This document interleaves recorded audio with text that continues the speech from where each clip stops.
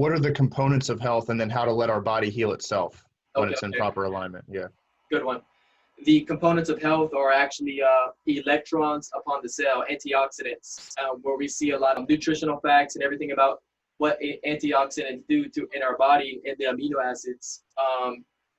So we want to have the spirit man upon us, which is who we are. We're having a human journey as the spirit, and a lot of times throughout our body, where health to be in full health or overflowing in health, we have to have all of our endocrine glands charged in our batteries, all our batteries charged up. So the components of health work actually through the chakra system, and we'll go into that later if you want. Definitely. Yeah, there's a lot in our body that's visible and that we can see on charts, and then there's also things that are unseen in the meridians and chakras and things. So we'll get into that, but it's all body and connected. All right. So what are some thoughts and perceptions that we would have about our body, and even language that we speak about our body that's not serving us? That's like, we got to get rid of those, even that language, Yeah, that's a really good one. Most of the time we're walking in judgment on a moment-to-moment basis with ourselves. And we know the main ones is I can't. When we say I can't, that automatically puts a limit or a wall up. But more importantly is the subconscious mind doesn't understand don't or thou shalt not. In the word, it says God consigned all men to disobedience. So Right. when Eve's eating out of the tree or anything like that, it's the subconscious mind doesn't understand the difference between what's real and what's fake. And things, 95, they say, % of the things that we worry about never even come true in the first place, because it doesn't understand that blockage system. And we're doing it a lot in our life. And I really want to cover more in this area. This is why we have all of the problems that we have today, because of the language. So Right. when we language is actually universal, and they call it tongues or glossia, and decreeing is done in consciousness, and we decree a thing left and right, where we're always coming into agreement with the way and the manner that we view things in our thoughts. Like it says in Galatians 5:4, if any man is justified by the law, he's cut off from grace, alienated from Christ. And it's showing that if any man justifies himself by his external reality at any moment of time, if any man is, it says there's now no condemnation for those that live in Christ Jesus, but if your mind is governed by the egotistic nature of the flesh or the external world or the law, you are cut off from grace, alienated from Christ. And that's those oxytocins and the stuff that hits us in our body for healing. And we cut ourselves off when we respond in judgment to things which are illusions in the first place, when we don't recognize oneness. Right. Wow. So yeah, probably separation, right, would cause that judgment, because it's division, right? It's like the nature of devil is to divide. And so that's really good. It's observing our body, but the wrong way, not through oneness and union. That's really good. That's really good. Similar question, some of the biggest misunderstandings about the body. And even you can even go down a path of how different religions, or even like Christianity, have called it flesh, right? And it's evil and it's bad. And I've never liked that, and ever liked that language either. So all the religions, they're reflections of us and different aspects of mind, or through the cranial nerves.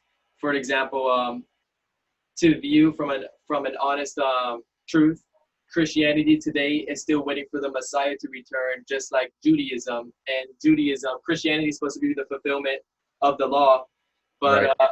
Majority of the time we see the religion today, it's modern times, they're externalizing everything, and which actually makes them justify themselves by the law, and the reality is cut off from grace in those areas of health or immortality or the new covenant symptoms. The way and the manner, sometimes we actually judge them when we become a rebel, because it happened to me and everyone else I know, and we're no longer supposed to be a rebel with it, but actually go inside the institutionalized churches and set the captives free. In those areas, because even ourselves, we're no different from anybody else through all religions and all the wrongs, on a moment-to-moment basis. Right. Wow, that's good. That's good. Yeah, I think the perception of oneness and unity is what we got to see everything, this entire talk and all of the questions being answered through that lens, and then everything will make sense and flow. So let's talk on, I want to ask you about some building blocks of the body. So light, frequency, and vibration. Say whatever. I want to hear what you know about that. And then on a more physical level, the atoms and cells, which you mentioned about, but light, frequency, and vibration. Okay.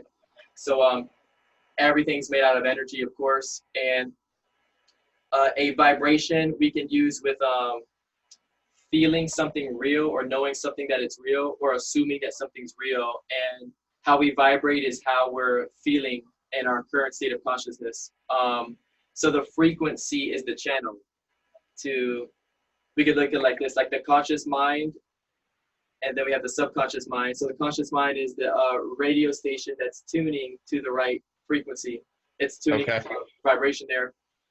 And once we set that, once we get on the right frequency to what we're working on reprogramming, then we can project that frequency in our world or the abundant life by vibrating at the right vibrations, as what I call through amazing teaching off of Revelation 13:18.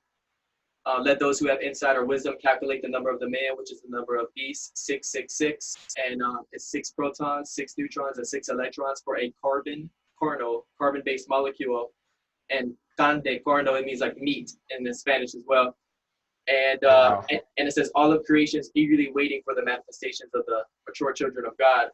So when we're vibrating at the mark or the seal of God at 777, unconditional love, it's been proven in science, binary code at 1.777, it goes continuous, is the vibration of unconditional love and the highest frequency, the highest state of consciousness that there is. And it's a personality we can put on of what Jesus means, I am salvation, and salvation means shalom, righteousness, health, peace, and we're putting on the personality of kindness, gentleness, walking it out, and so our organs in our body are actually vibrating at a certain, it's alive and it's breathing. And then in the Chinese medicine, they call it thrones.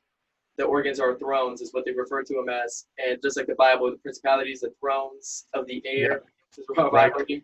Right.